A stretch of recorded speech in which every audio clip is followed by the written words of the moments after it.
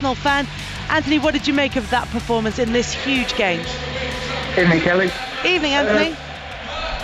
What can I say? Where has that been all season? Well, that's the question I want to ask you. Where has it been? God knows. Per Mertesacker, who has not kicked the ball all season, was absolutely fantastic. Fantastic. I mean, Rob Holding as well. I mean, the guy was playing in League One last year. Today he's playing in an FA Cup final.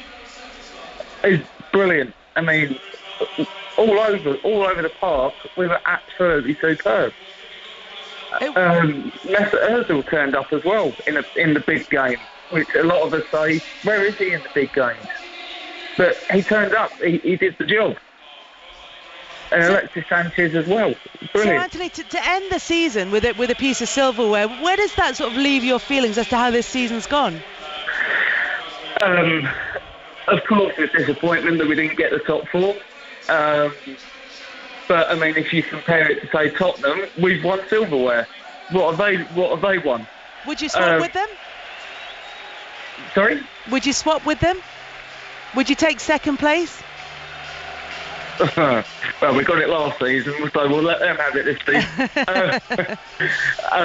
But we've got a trophy at the end of the day. I know even Manchester United fans thought their season wasn't the best, but they walked away with the trophy. So it's a success. Well, they got 2 trophies. We've walked away with the trophy, so it's disappointing, but we've walked away with the trophy. What now, Anthony? What happens with Wenger?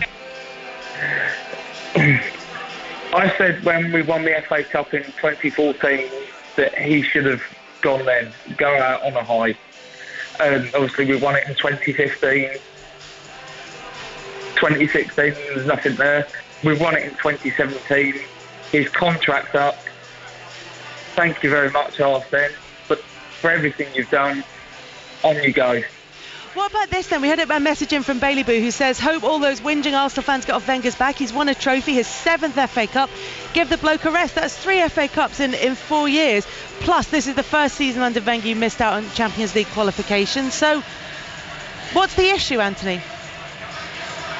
I think it's the fact that we weren't challenging for the league this season. We didn't look at all likely.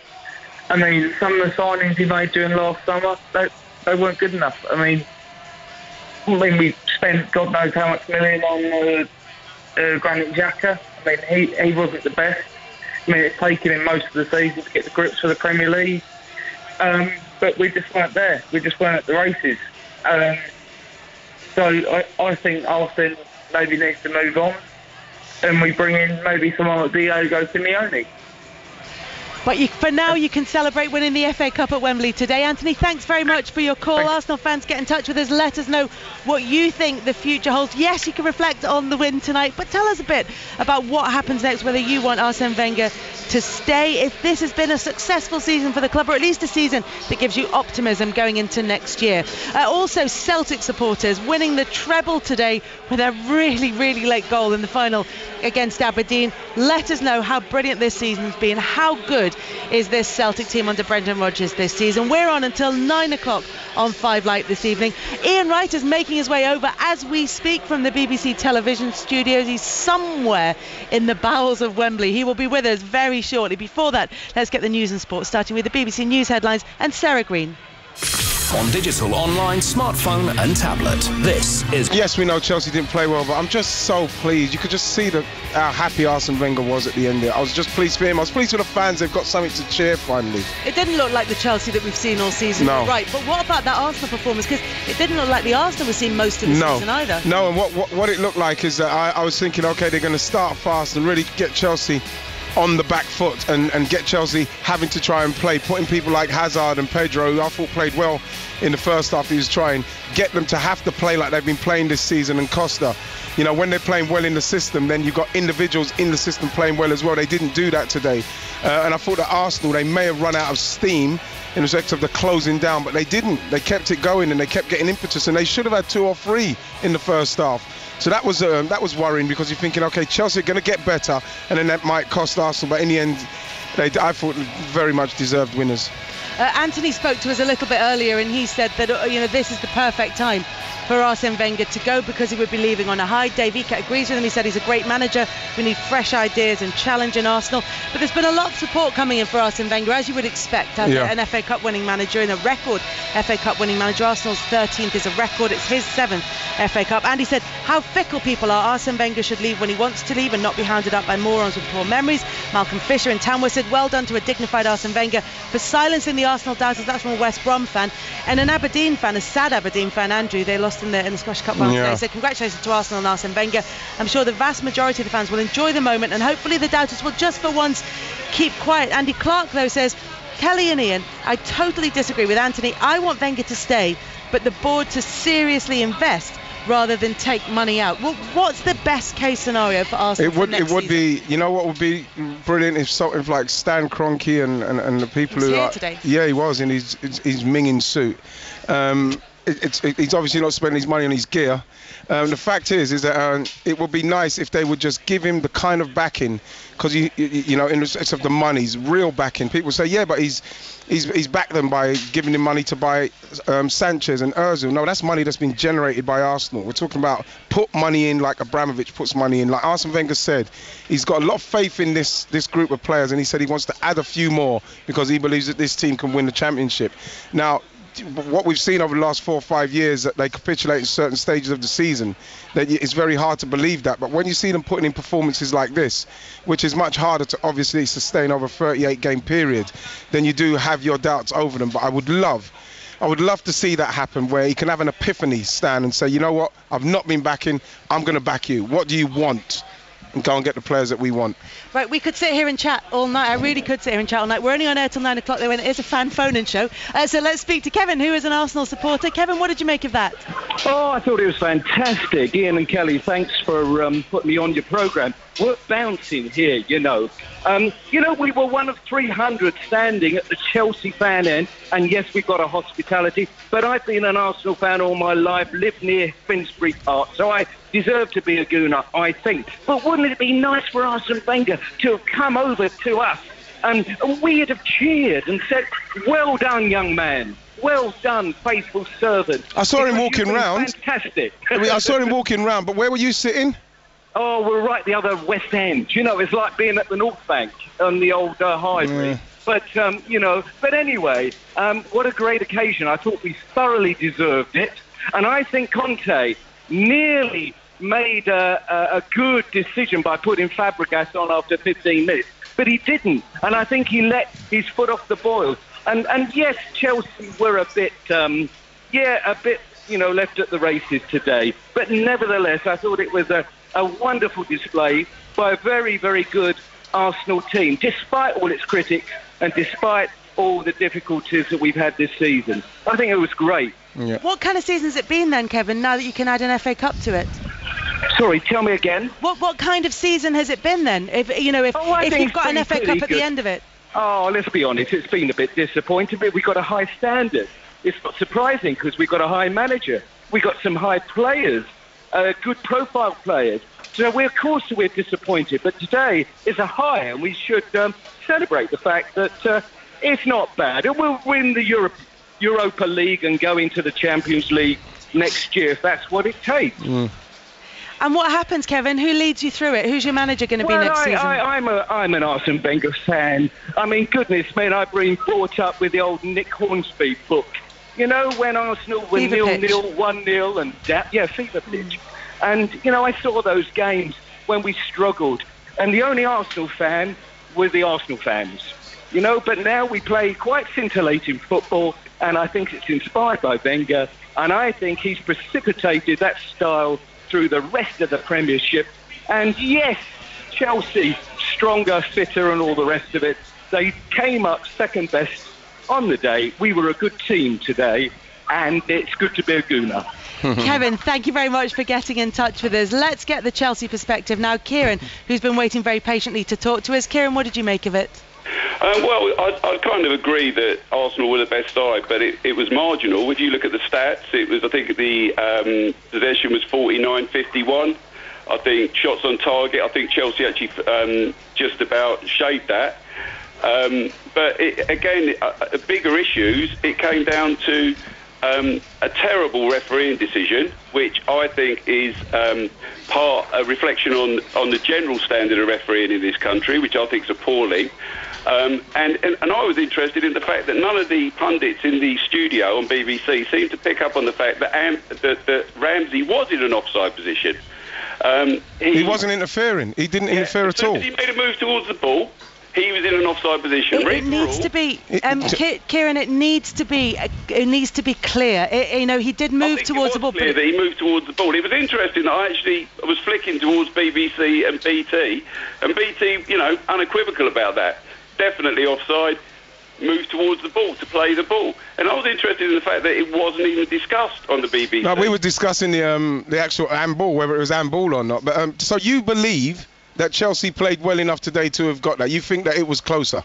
I think the way Chelsea played today, Hazard, and you thought that it was a closer game? No, I thought on the stats it was a closer game. I think it came down to, I think Chelsea had played. You don't win games with stats. You win games with possession and shots and attacking. I think that the major things were those decisions. And Moses blew it for us in the end, didn't he? I mean, when he dived in the box there, that was terrible. Yeah, it was terrible. It was cheating, wasn't it? Well, yeah. I mean, that goes on all the time. But I think that a big issue is the standard of refereeing. But Kieran, is the issue not? I mean, you're saying, as you said, you're flicking between the two television stations. On the radio, they were saying that they thought it wasn't offside because it wasn't clear enough that the referee had applied the rule properly. On one television, they were talking about the handball. Yeah. No, all I was going to say was they're giving, and that was the handball. But with the offside, is the problem not that the rule is unclear and requires too much interpretation by the ref? If he stands there, feet planted to the spot, puts his hands above his head like they do, he's not interfering with play. As soon as he made a move towards that ball, he was definitely. Well, this is the problem we've got. It's not clear enough. The question is, I think that's the problem, is that it isn't clear. Because the assistant referee, people who are refereeing at the top level. Yeah, but the assistant referee he flagged for offside, didn't he? And then he explained it. And then he explained it to the referee, and the referee gave the goal. So what do you do? Well, it's not clear. It's ridiculous. But it is week in, week out. You don't watch Match of the Day without seeing a decision which is wrong. Now, I watch a lot of football on the television. I watch the Spanish League, and I don't see that level of mistakes being made across the other. You might say it's faster in this country. I don't know. But I think it's a big issue. I think it's a bigger issue that our games are refereed differently than games in other countries. And the pundits seem to celebrate that. That wouldn't have been a foul in the Premier League, they say, when they're watching a Spanish game or an international game. And I just think, Gary Cahill, about to make a tackle in an international match playing for England, does he have to say, hold on a second, is this the Premier League or the or an international match? They do definitely play differently in European competition, players, don't they? That players know that there's tackles that they can make in the Premier League that they can't make in the Champions League or the Europa. We were refereeing the same way as we and it's this sort of mentality that somehow our game is better. The way we play the game is better. The way we referee the game is better. And it clearly isn't. I'm in my mid-50s, and I would like to see us win something before I stop watching football. England? Yeah. I thought so. I know, but there's a problem there, and I think that one of the problems is two problems. One is the problem is the referee is poor, and two is that there's a lack of creative thinking and critical thinking in those pundits in those studios. And so I've never heard that argument that actually we shouldn't be refereeing differently because it affects us at an international level. Why haven't I heard that argument? I'm not sure why you've not heard that argument, but I think in respect of pundits, I think you hear pundits arguing about all sorts of stuff. What you're saying, what I'm saying in respect to the offside, was it handball, wasn't it handball? That's what happens. It's not anything to do with people think that this... No, I agree with you. Do you understand what I'm saying? That's all I'm saying, but I still feel like with the offside, as soon as it happened, I instantly said offside because he looked like he was offside and he was coming towards it. Then the assistant referee gave offside, and then he spoke to the referee and he didn't. So what do we do? It's just so confusing. It is very strange, but I definitely think that there is a problem with our referees.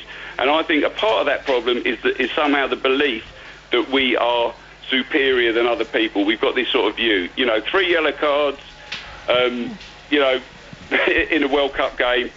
If you look at our refereeing records at the top level, we're the ones with some problems, and you can't argue with the fact that decision today definitely affected the game.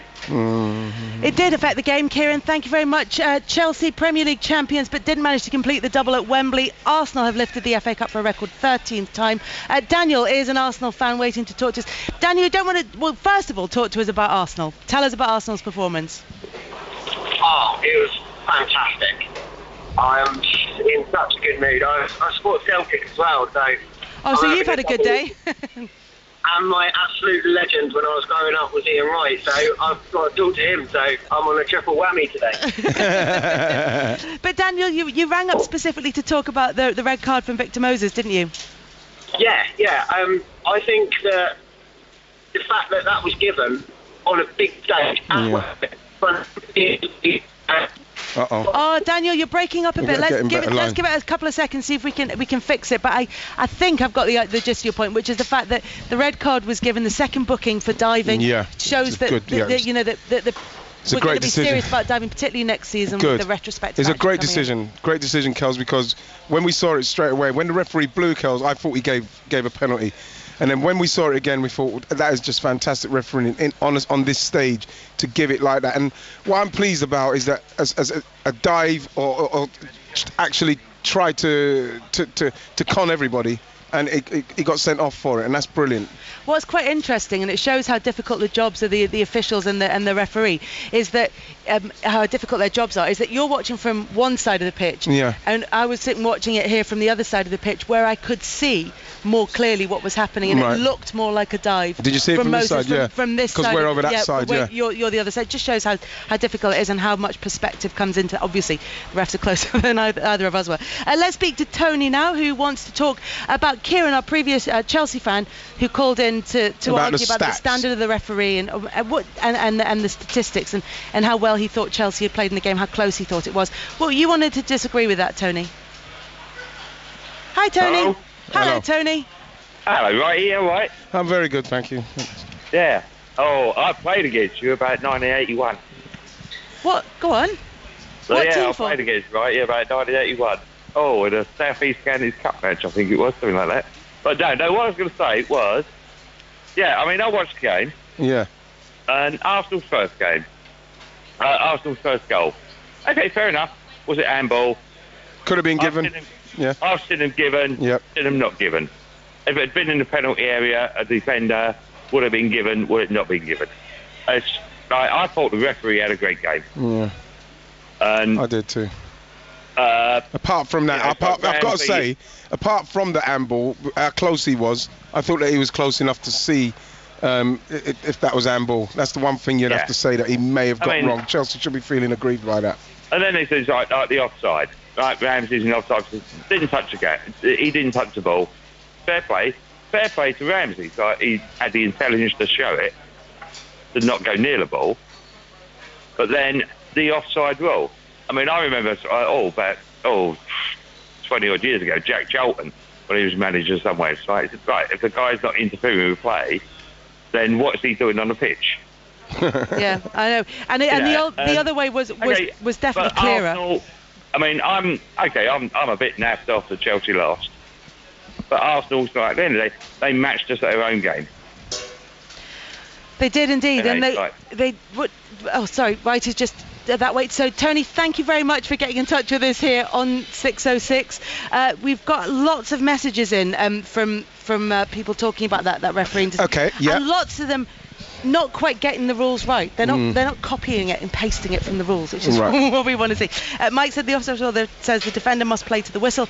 The attacking player is only interfering if he blocks a player or plays the ball, or clearly moves towards the ball intending to play. Is the other bit of. So the fact that he was coming away from the goal, going towards it, is he still going towards it to shoot on goal? Chief, well, I don't know. Chief says the offside rule is clear. If you affect the play via intention or change the opposition's reaction while you're offside, then it is offside. It's not quite what the word wording is. The wording's not as clear as what the So what people are sending is their clear interpretation of a slightly vaguer rule. Harvey says a referee's decision is either right or wrong, not just about right. You do referees a disservice by describing it in those terms. Be honest enough to say it was a correct decision made with skill, decisiveness and good judgment, instead of implying it's almost accidental. I don't think it's the case implying that it's almost accidental. It's saying that a lot of it comes down to interpretation, and he has to interpret whether or not the player is clearly moving forward and whether they're moving forward with intent. It's saying that it's a bit more open than just saying that it's... Yeah, but it's still murky. Yeah, because like when I saw it, as soon as I saw it, and even Sanchez himself, when he scored, when he wheeled away, he wasn't wheeling away thinking he scored. He actually wheeled away waiting for the decision because he saw the flag. I thought it was offside because I'm not clear on it now. It says he's got to be clearly attempting to play a ball which is close to him when this action impacts on an opponent, or making an obvious action which clearly impacts on the ability of an opponent to play the ball. And was that a clear intention? From Ramsey? Yeah. Well, he was coming back towards it. Was he clearly attempting to play the ball? Well, I think that once... or was he moving towards the ball, or was he clearly attempting to play it? I think he was going towards where Sanchez and the ball was coming, and Sanchez obviously told him to leave it. So he was going towards it. Let's get back to Daniel, who's the Arsenal fan, who also wants to talk about the referee and talk about the fact that Anthony Taylor made that decision to give Victor Moses the second yellow card for diving, which led to a red card because he previously been booked in the game. And Daniel, you were talking about the importance and the significance of making that decision at a cup final. Yeah, totally. I think, certainly from my point of view, I think it sends out a signal to everybody. If you're going to cheat by diving, you're going to get booked and potentially sent off for it. And I think to do that at the FA Cup final of all matches was really important. Yeah. And they've tightened up the rules on this, Daniel. So do you think that the current rules, if they'd been applied as rigorously as they were at Wembley here today, would have been enough, or do you think those extra sort of disciplinary procedures are necessary for next season and onwards? No, I think he would have got away with it had he played it in an earlier match, or if that was the semi-final, he'd have got away with it. But obviously, because they've now increased the rules and tightened up on it, he wasn't going to get away with it. I think the referee was in a really good position. Why he wouldn't have got away with that one. Because they have to be clear to give the penalty, they have to be and clear to give the book to the diver. Because he blew up instantly. He blew up instantly, so that I thought, he's given a penalty here. Because, like Kelly said, from the angle where I was at, from the other side of the stadium to where Kelly was, Kelly saw it was clear dive. From where we was, we didn't quite see it. Kelly thought it was a clear dive, but I didn't see it. But when I did see it, I said it was a clear dive, and Kelly was right. I didn't see it. I thought it was a clear dive. I said I could see it more clearly than you did, which is slightly different from saying I was absolutely guaranteed, convinced it was. But yeah, sorry, Daniel, on you go. That's all right. Yeah, so it definitely sends a signal, I think, certainly. You're going to get booked, you're going to get sent off for cheating, basically. Yeah, it's true. It's right, and particularly with the new rules coming in and the new ability to be able to go and do it retrospectively, it makes a big difference. Thank you very much, Daniel, for getting in touch with us here on 606. Let's talk to Debs now, who is also an Arsenal supporter and an FA Cup winning Arsenal supporter. Debs. Hi, good evening. Good evening. And hello to Ian. Good evening. Good evening. Good evening. Can I start with something really cheesy by going Ian, right? Yep, that's cheesy enough. That's Manchego-y. Yeah, and then you'll understand the question I want to ask you. Yeah, go on then. I had goosebumps this evening watching the match because it's almost like watching Arsene Wenger's old 90s team that hopefully you'll appreciate what I'm trying to say. In what way, Debs? The defence.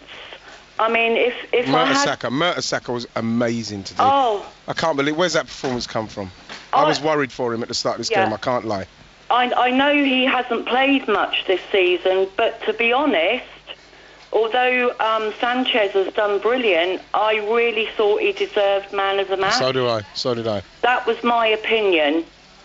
And Rob Holding, how good was he? Yeah, but he's very calm and collected, and in the way he plays, and that's why I'm really pleased to see him getting game time in big games as well. He's very much he's very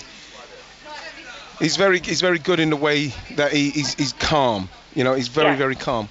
Yeah. So, and that's the point you're making, Debs, is that it's similar to those early Arsene Wenger teams in as much as there is still all that attacking flair, but it's based on a solid defence.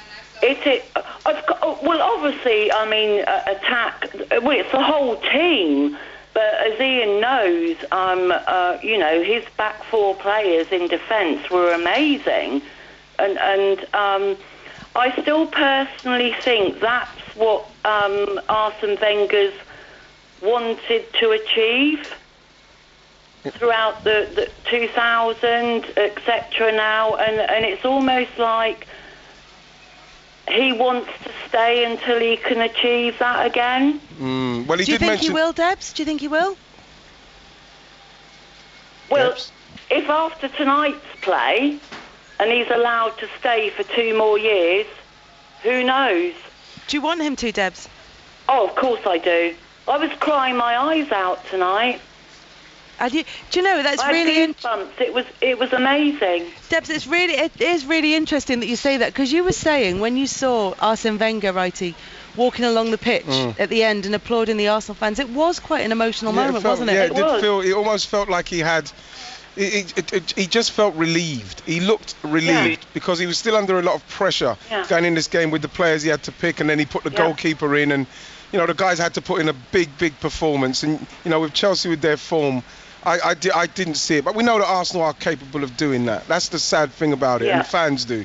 We are capable of playing that well, but can we put it together for 38 games stint to win the Premier League? And it's games like that where you have to do things, play in games like that, and Arsenal don't do that regularly enough, and that's the only frustrating thing about it. Debs, thanks very much for getting in touch with us tonight on 606. Gary Swallow texted to say, as a Leicester fan, I've just enjoyed a fantastic cup final. I can't imagine a Premier League without Arsene Wenger, but then I thought the same when Sir Alex Ferguson vacated the main seat as well. Matthew is a Chelsea fan in Barcelona, says part of the conversation tonight will rightly be about cheating and Victor Moses died. Alexis Sanchez handball was cheating of a similar order, completely changed and ruined the game. Wrighty disagrees. We'll find out why, and if you have any thoughts on it, then you can get in touch with us on 08085 909 693 85058 on the text, at BBC 606 on social media. We're here till 9 o'clock. Now it's time though for the news with Sarah Green.